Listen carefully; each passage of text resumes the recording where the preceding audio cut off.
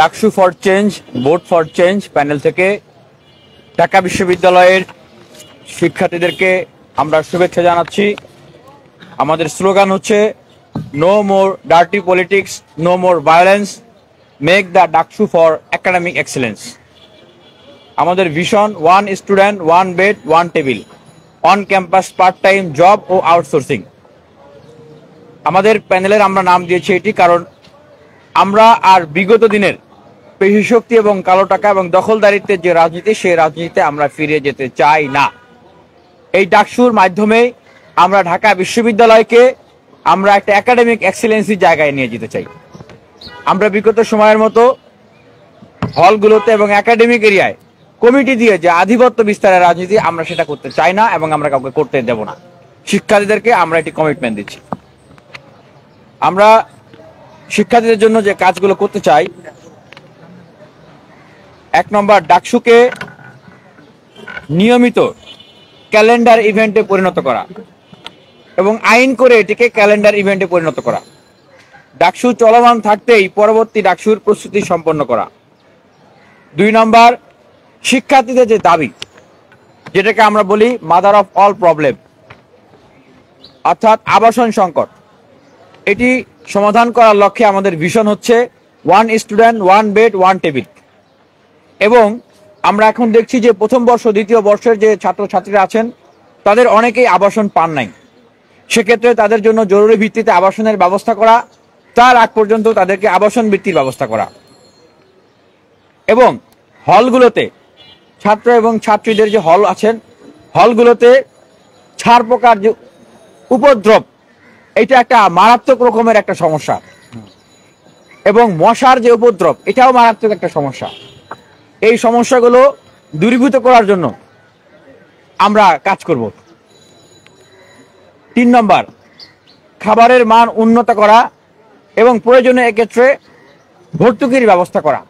ঢাকা বিশ্ববিদ্যালয়ের শিক্ষার্থীদের এই অন্যতম একটা সংকট মনে হয় বেঁচে থাকার জন্য খাবার, কিন্তু দেশের সর্বোচ্চ মেধাবী শিক্ষার্থী যারা আছেন তারা তো শুধু বেঁচে থাকার জন্য খাবেন না, তাদের পুষ্টি মানসম্মত খাবার দরকার, যেন তারা এই খাবার, এই আমিষ দিয়ে তারা পড়াশোনা করতে পারেন। তাদের একটা হেলদি, যেটা বলে আর কি, যে সুস্থ দেহ সুখী মন, সেটার জন্য হয় এবং তারা যেন পড়াশোনা করতে পারেন, মানব সম্পদে তাদেরকে গড়ে তুলতে পারেন। 4 নম্বর, আমাদের যে আরেকটা গুরুত্বপূর্ণ vision, full free scholarship for every student. এই লক্ষ্য বাস্তবায়নে আমরা কাজ করব, কারণ আমরা মনে করি বাংলাদেশের মতো একটা দেশ, এই দেশ থেকে প্রতি বছর লক্ষ কোটি টাকা পাচার হয়ে যায়। এদেশের উন্নয়নের জন্য বিভিন্ন প্রজেক্ট, বিভিন্ন সেক্টরে হাজার হাজার লক্ষ লক্ষ কোটি টাকা বিনিয়োগ করা হয়, কিন্তু হিউম্যান রিসোর্স ডেভেলপমেন্ট, যেটা একটা দেশের উন্নয়নের সবচেয়ে গুরুত্বপূর্ণ চাবিকাঠি, বা যদি বলি একটা দেশের উন্নয়নের লাইফ লাইন, সেটার জন্য আমাদের দেশে আমরা সেরকম গুরুত্বপূর্ণ কোনো ব্যবস্থা নিতে দেখি নাই।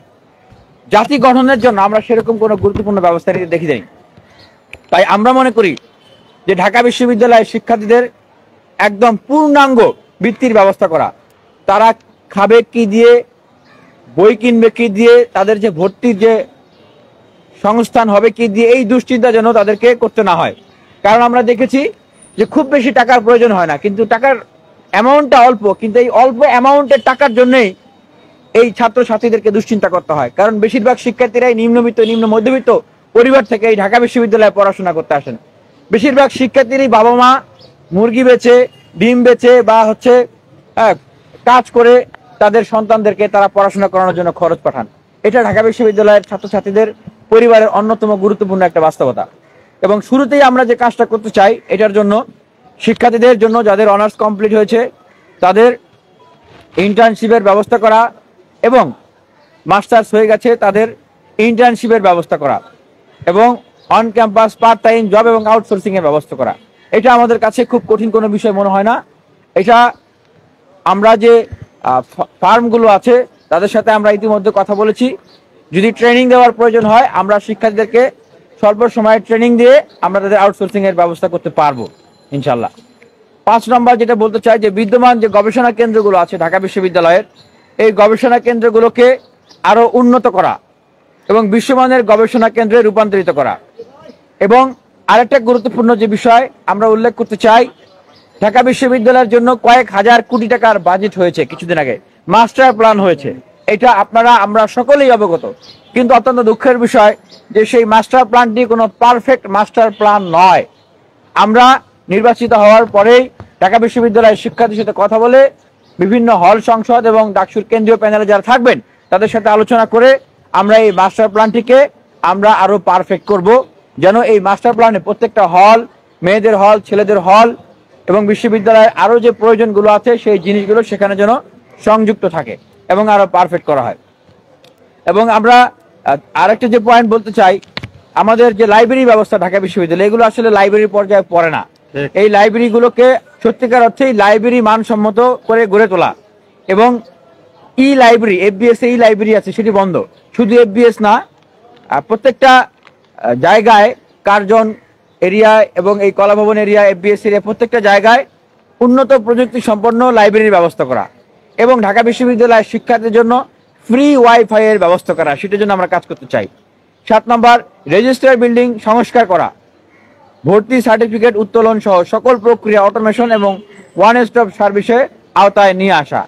8 নম্বর, একাডেমিয়া ইন্ডাস্ট্রিয়াল রিলেশনশিপ স্থাপন করা। ঢাকা বিশ্ববিদ্যালয়ের মধ্যে একটা বিশ্ববিদ্যালয়ে পড়াশোনা করে এখন অনেকেই বেকার থাকতে হয় এবং অনেকেই এই বেকারত্বের বোঝা মাথায় নিয়ে সুইসাইড পর্যন্ত করতেছেন, যেটা আসলে আমাদের কল্পনারও বাইরে। তাই আমরা মনে করি যে অপরদিকে যেরকম বিভিন্ন প্রতিষ্ঠান তারা যোগ্য লোক খুঁজে পায় না, আমরা মনে করি দেশ এবং বিশ্বের স্বনামধন্য প্রতিষ্ঠান এবং সরকারের গুরুত্বপূর্ণ প্রতিষ্ঠানের সাথে কন্ট্যাক্ট করে এর মাধ্যমে আমরা এই বিশ্ববিদ্যালয়ের যে হিউম্যান রিসোর্স সেটিকে আমরা ডেভেলপ করতে চাই। সেভাবে করেই বিশ্ববিদ্যালয়ের ছাত্রছাত্রীরা নিজেদেরকে তৈরি করবেন, যেন এই বিশ্ববিদ্যালয়ে একজন ছাত্র, একজন ছাত্রী একটা ডিপার্টমেন্টে ভর্তি হওয়ার পরে এখন তার যেমন ভবিষ্যৎ ক্যারিয়ার নিয়ে দুশ্চিন্তা করতে হয়, ভবিষ্যতে তার জন্য তার ভবিষ্যৎ ক্যারিয়ার নিয়ে কোনো দুশ্চিন্তা করতে হয় না। উনি একটা ডিপার্টমেন্টে ভর্তি হয়েছেন, ব্যাস উনি নির্বিঘ্নে পড়াশোনা করবেন, বাকি ক্যারিয়ার প্রক্রিয়া সেটা বিশ্ববিদ্যালয়ের সিস্টেমের ভিতর দিয়েই অটোমেটিকলি হয়ে যাবে। আমরা সেরকম একটা প্রক্রিয়া তৈরি করতে চাই। 9 নম্বর, বিশ্ববিদ্যালয়ে অবাধ বহিরাগত ও যান চলাচল নিয়ন্ত্রণ, নারী শিক্ষার্থীদের নিরাপত্তার বিষয়ে বিশেষ গুরুত্ব দেওয়া, কারণ আমাদের বিশ্ববিদ্যালয়ে প্রায় অর্ধেক শিক্ষার্থী কিন্তু নারী শিক্ষার্থী এবং বিশেষ করে ঢাকা বিশ্ববিদ্যালয়ের 3টি হল, সুফিয়া কামাল হল, শেখ ফজিলউদ্দিন মুজিব হল, কৈত্রী হল, এগুলো ক্যাম্পাস প্রিমিজের বাইরে, তাদের জন্য নিরাপত্তার ব্যবস্থা করা এবং সহজ যাতায়াতের ব্যবস্থা করা। এবং আপনারা ইতিমধ্যে জানেন যে ঢাকা বিশ্ববিদ্যালয়ের গ্রিন ফিউচার ফাউন্ডেশন, আমি সেটির শুভেচ্ছা দূতেরও দায়িত্ব পালন করছি, তার থেকে 5টি ইলেকট্রিক ভেহিকেল ঢাকা বিশ্ববিদ্যালয়ে চলমান রয়েছে, সেগুলোকে 40টিতে উন্নীত করার কার্যক্রম চলছে। আশা করি 40টিতে উন্নীত হলে এবং এই যাতায়াত সুবিধাটা অনেকাংশেই আরো সহজ হবে এবং বাইরে থেকে যে আপুরা আসেন বিশ্ববিদ্যালয়ে তাদের জন্য আরো সহজ হবে। এবং পাশাপাশি আমাদের উদ্যোগ রয়েছে বিশেষায়িত রিক্সা চালু করা, অধম পায়ী বিশেষ পোশাকের নির্দিষ্ট ভাড়া, যা এই বিশ্ববিদ্যালয়ে চলবেন।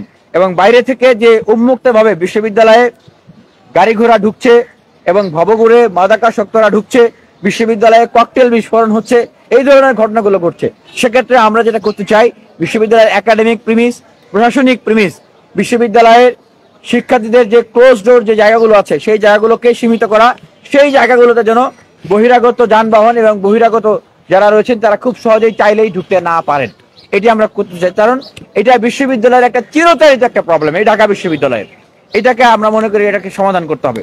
এবং অনেক ক্ষেত্রে অনেকেই বলেন যে ঢাকা বিশ্ববিদ্যালয় একটা পাবলিক বিশ্ববিদ্যালয়, চারপাশে বিভিন্ন মেডিকেল এবং সরকারের গুরুত্বপূর্ণ জায়গাগুলো, প্রতিষ্ঠানগুলো রয়েছে, সুতরাং এই জায়গায় আসলে এটাকে নিয়ন্ত্রণ করা আসলে সম্ভব না, খুব কঠিন কাজ। আমরা বলতে চাই যে এটা আসলে খুব কঠিন কোনো কাজ না, এটা সৎ ইচ্ছা এবং বাস্তবসম্মত পরিকল্পনার অভাবে এতদিন করা যায় নাই।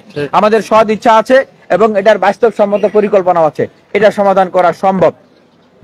পাশাপাশি আমরা আরেকটা বিষয় বলতে চাই যে আমাদের আপুরা যে হলগুলোতে থাকেন তারা কিন্তু চাইলেই তাদের আইডি কার্ড দেখিয়ে, আমরা ছেলেরা যেরকম এক হল থেকে অন্য হলে যেতে পারি, আপুরা কিন্তু যেতে পারেন না। এখন প্রশ্ন হচ্ছে যে এটা কি খুব কঠিন কোনো কিছু? আপুরা এক হল থেকে আরেক হলে গেলেই কি নিরাপত্তা ভেঙে যাবে? না, সমস্যাটা এইখানে না যে আপুরা এক হল থেকে আরেকখানে গেলে নিরাপত্তা নষ্ট হচ্ছে, সমস্যাটা সেইখানে যে এই বিশ্ববিদ্যালয় এতদিনেও এমন একটা সুন্দর নিরাপত্তা ব্যবস্থা তৈরি করতে পারে নাই যে আপুরা এক হল থেকে আরেক হলে যাবে। আমরা মনে করি যে এটা খুব কঠিন কোনো কিছু না। বিশ্ববিদ্যালয়ের এই যে এক হল থেকে আরেক হলে আপুদের যাতায়াতের ব্যবস্থা, অনেক ক্ষেত্রে আপুদের বা নারী শিক্ষার্থীদের অভিভাবকরা আসেন, তারা অনেক সময় মানবিক অনেক বিশেষ প্রয়োজন থাকে, অথবা দায়িত্ববোধের জায়গা থেকেই তার মেয়েটি কোথায় থাকেন বা তার সন্তানটি কোথায় থাকেন, আত্মীয়টি কোথায় থাকেন, এটি তিনি খোঁজ নিতে আসেন স্বাভাবিকভাবেই। কিন্তু নিরাপত্তার দোহাই দিয়ে এই জিনিসটা অনেক ক্ষেত্রে সীমিত বা অনেক ক্ষেত্রে বন্ধ রয়েছে। আমরা মনে করি সেক্ষেত্রে উন্নত নিরাপত্তা ব্যবস্থা ডেভেলপ করা, যেন যাতায়াত ব্যবস্থাটাও সহজ হয় এবং নিরাপত্তা বিঘ্নিত না হয়, সেটির জন্য আমরা কাজ করতে চাই। 10 নম্বর, বিশ্ববিদ্যালয়ের যে ট্রান্সপোর্টেশন সংকট সেটি সমাধান করা, ট্রিপ বৃদ্ধি করা এবং নিরাপত্তা বিধান করা, বাসগুলোতে ট্র্যাকার সিস্টেম চালু থাকা। কোনো বাসে কোথাও কোনো ধরনের দুর্ঘটনা ঘটলে আমরা দেখেছি যে হামলার মতো ঘটনা ঘটেছে অনেক ক্ষেত্রে, অনেক সময় আমরা যেন দ্রুত সময়ে ব্যবস্থা গ্রহণ করতে পারি এবং কোন বাস কোথায় আছে শিক্ষার্থীদের কাছে অ্যাপস থাকবে, তারা চাইলেই অ্যাপসে ক্লিক করলেই দেখতে পারবে। এই ব্যবস্থা আমরা চালু করতে চাই এবং আমরা বলতে চাই যে বিশ্ববিদ্যালয় এই এরিয়ার বাইরে যে শিক্ষার্থীরা অবস্থান করেন তারা যেন কোনোভাবেই এটা অনুভব না করেন যে তারা আসলে ডাকসু থেকে দূরে আছেন, ডাকসুর প্রতিনিধিদের থেকে তারা দূরে আছেন বা ডাকসুর সেবা থেকে দূরে আছেন। একটি হটলাইন থাকবে, যে হটলাইনের ভিতরে মাধ্যমে তারা যে কোনো সময় তাদের যে কোনো নিরাপত্তা থেকে শুরু করে একাডেমিক সার্ভিস থেকে শুরু করে যে কোনো প্রয়োজনে তারা যেন নিজেদেরকে বিশ্ববিদ্যালয়ের সাথে এই ডাকসুর সাথে কানেক্টেড ফিল করেন। হটলাইনের মাধ্যমে তারা যোগাযোগ করতে পারবেন এবং আমাদেরও নিজস্ব যোগাযোগ মাধ্যমে তারা যে কোনো সময় তাদের যে কোনো সেবা তারা আমাদের কাছ থেকে পাবেন। আরেকটি দফা যেটা আমরা বলতে চাই যে এই যে জুলাই অভ্যুত্থানের সময় ঢাকা বিশ্ববিদ্যালয়ের অনেক শিক্ষার্থীরা তারা আহত হয়েছেন এবং তারা এমন আহত হয়েছেন যারা আজীবনেও ভালো হবেন না। অনেকেই চোখ হারিয়েছেন, অনেকেই পঙ্গু হয়েছেন এবং এর পূর্বেও দীর্ঘ 16 বছরের যে ফ্যাসিবাদী সময় ছিল, যেই সময়টার কথা আমরা অনেককেই বলতে শুনি না এবং যে বিষয়টা নিয়ে এই ঢাকা বিশ্ববিদ্যালয়ের কোনো ধরনের উদ্যোগ আমরা দেখি নাই।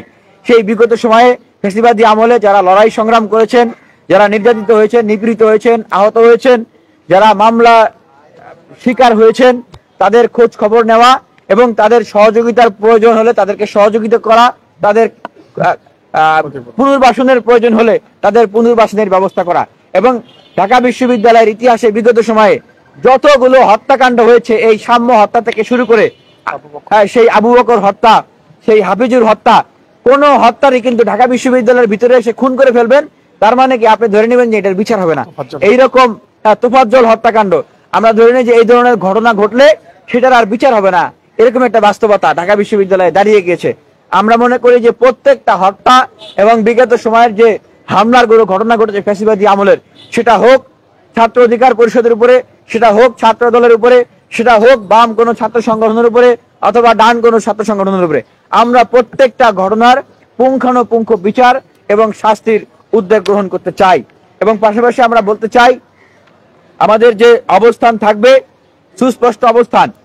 অভ্যুত্থান পূর্ববর্তী সময়ে এবং অভ্যুত্থানের সময়ে যারা ছাত্রলীগের সাথে যুক্ত ছিলেন, আমরা দেখেছি অভ্যুত্থানের সময় ছাত্রলীগ থেকে পদত্যাগ করেছেন এবং মানবিকতার তাড়নায়, বিবেকের তাড়নায় এবং বাস্তবতার তাড়নায় উপলব্ধি করে তারা বিদ্রোহ করে এই অভ্যুত্থানের সঙ্গী হয়েছেন, অনেকে অভ্যুত্থানের নেতৃত্ব দিয়েছেন।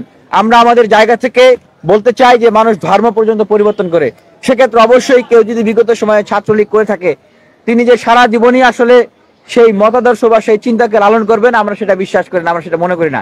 তবে যারা এখনো পদত্যাগ করেন নাই, সেই ছাত্রলীগের এজেন্ডা বাস্তবায়ন করার জন্য বিভিন্ন জায়গায় বিভিন্ন মিটিং মিছিল করে বেড়াচ্ছেন, ষড়যন্ত্র করে বেড়াচ্ছেন এবং বিগত সময়ে ফৌজদারি অভিযোগে অভিযুক্ত, অবশ্যই তাদেরকে বিচার করতে হবে। এবং বাকি যারা রয়েছেন তাদের ক্ষেত্রে ইন্টেনশনালি তাদেরকে কোনোভাবে যেন হয়রানি করা না হয়, তাদেরকে যেন কোনোভাবেই তাদের বিশ্ববিদ্যালয়ের শিক্ষার্থী হিসেবে তাদের অধিকারকে ক্ষুণ্ণ করা না হয়, রাজনৈতিকভাবে তাদের উপরে কোনো যেন অবিচার করা না হয়, জুলুম করা না হয়, সেক্ষেত্রে আমরা অবশ্যই সবসময় সোচ্চার এবং সজাগ থাকবো।